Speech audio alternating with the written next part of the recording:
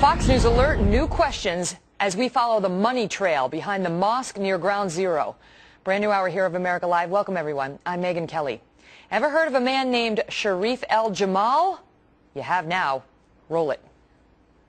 Where have you raised the money, Mr. El-Jamal? Where's all the money come from? Sharif El-Jamal, why won't you talk to us, sir? Why are you running? Why are you running? We have legitimate questions for you, sir. Why won't you answer any of them? 5 years ago, this man was waiting tables in Manhattan. Today, he is spending millions in cash on New York real estate, including on the building where this mosque will go. Charles Leaf has a must-see report from our Fox affiliate WNYW in New York. While Imam Faisal Abdul Rauf has dominated headlines, this man, 37-year-old developer Sharif El-Jamal, is actually the central figure behind the Ground Zero Mosque. Yet just a few years ago, El-Jamal was waiting tables in Manhattan restaurants. He was an awesome guy. He's a real hustler and a real go-getter. Naturally, we wanted to meet Sharif El-Jamal. We wanted to learn more about the man and his plans. But apparently, he didn't want to meet with us. We made repeated requests for a sit-down interview with him, left him multiple voice messages, and he never returned any of our calls. We even went to his office and talked to some of his colleagues, but we were turned away. So we were left with no choice but to go find him. Sharif El-Jamal, hi, I'm Charles Lee from Fox 5 News. How are you? I'd like to ask you a couple questions. El-Jamal immediately tried to get away from us, refusing to answer my questions. More on our meeting in a minute, but first, who is Sharif El-Jamal? He's an American Muslim, reportedly born to a Polish mother and an Egyptian father, raised in Brooklyn.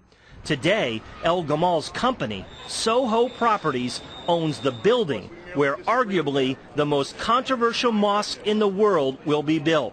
He bought the old Burlington Coat Factory building at 45 Park Place, just 2 blocks from the World Trade Center site, for $4.8 million in cash last year. Can you tell us where you got the money to raise the money, to put down all that money on the mosque? El-Jamal stayed silent. His newfound notoriety, an extraordinary leap from his not-too-distant days as a waiter at Serafina, a trendy Upper East Side eatery, and at Michael's, an upscale, celebrity-filled restaurant packed with a veritable who's who in media. El-Jamal's former restaurant bosses and co-workers tell Fox 5 the young, opportunistic El-Jamal thrived on the buzz from bumping elbows with marquee names and relished the opportunity to schmooze the high-dollar clientele. Customers would come in and ask for him, you know, and he had his regular customers. He was really good. El-Jamal left Serafina in 2002 and started selling real estate. But in just a year, he went from broker to business owner, launching his own real estate company, Soho Properties, in 2003. Records show he's the president and CEO. This is a peek inside his futuristic-looking office in Midtown. A longtime associate of his says El-Jamal isn't quite who he seems to be. He's asked us to protect his identity because he fears retribution. And I was pretty much in shock when I saw him on the news as a developer. What I can say about Sharif is nothing good. He says El-Jamal liked living in the fast lane, meeting celebs in the restaurants where he worked, then partying with them at nightclubs.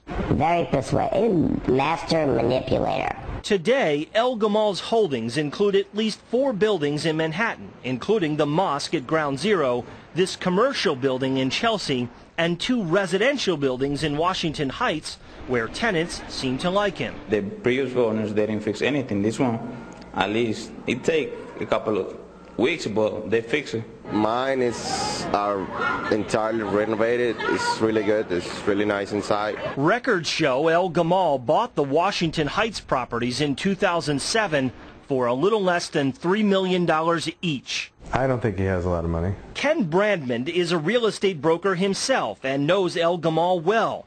He, too, was a bit surprised to hear El-Jamal is the developer in the Ground Zero Mosque. I'm sure he didn't buy it with his own money. Remember, El-Jamal's Soho Properties bought the site for the Ground Zero Mosque for $4.8 million in cash. And just 4 months later, with Manhattan's real estate market collapsed, El Gamal made an even bigger deal. With credit super tight and prices plummeting, he paid $45 million for this 12-story commercial building in Chelsea that sold 3 years earlier for $31.5 million.